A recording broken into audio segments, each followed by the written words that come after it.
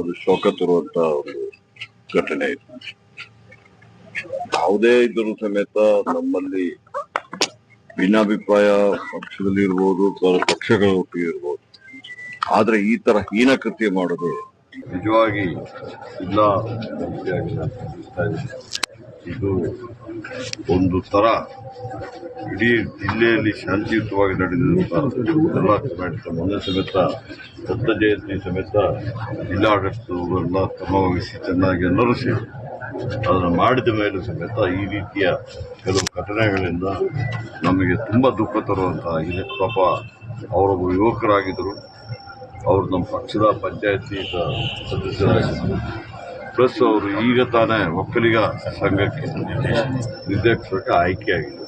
ಬಹುಶಃ ಇದರಿಂದಾಗಿ ಈ ರೀತಿಯ ಒಂದು ಘಟನೆ ಆಗಬಾರ್ದಾಗಿದೆ. ಅದು ಯಾರು ಮಾಡಿದ್ದಾರೆ, ಏನು ಮಾಡಿದ್ದಾರೆ ನಾನು ಹೆಚ್ಚಿಗೆ ಮಾತಾಡಬಹುದಿಲ್ಲ.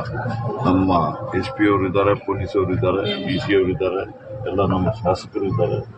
ಎಲ್ಲ ಸೇರಿಬಿಟ್ಟು ಅವ್ರಿಗೆ ಸರಿಯಾದ ರೀತಿಯಲ್ಲಿ ತನಿಖೆ ಮಾಡಿ ಯಾರು ತಪ್ಪು ಮಾಡಿದ್ದಾರೆ ಅವ್ರಿಗೆ ಶಿಕ್ಷೆ ಕೊಡಿಸುವಂಥ ಕೆಲಸ ಮಾಡ್ತೀವಿ. ಇನ್ನು ಮುಂದೆ ಈ ರೀತಿಯಲ್ಲಿ ಆಗದಂತೆ ಕಠಿಣ ತಗೊಳ್ಳಿಕ್ಕೆ ಈಗಾಗಲೇ ನಾನು ನಮ್ಮ ಜಿಲ್ಲಾಡಳಿತವರಿಗೆ ಹೇಳಿದ್ದೀನಿ.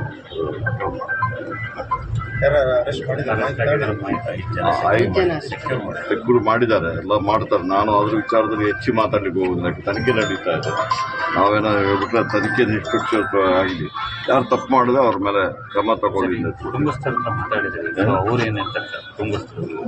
ಕುಟುಂಬಸ್ಥರು ಪಾಪ ಅವರು ನಿಜವಾಗಿ ಅವರು ಇಡೀ ಒಂದು ದುಃಖದಲ್ಲಿದ್ದಾರೆ. ಭಾರಿ ಅನ್ಯಾಯ ಆಗಿದೆ. ಯಾವುದೇ ಒಂದು ಇದರಲ್ಲಿ ಸಮೇತ ಆಗಬಾರ್ದು. ಇದು ತರ ಅವರಿಗೆ ನ್ಯಾಯ ಕೊಡಿಸಿ ಯಾರು ತಪ್ಪು ಮಾಡಿದಾರೆ ಅವ್ರಿಗೆ ಶಿಕ್ಷೆ ಕೊಡಿಸಿದ್ದಾರೆ. ಅದನ್ನು ಈಗಾಗಲೇ ಅದು ಪೊಲೀಸರು ಅವ್ರಿಗೆ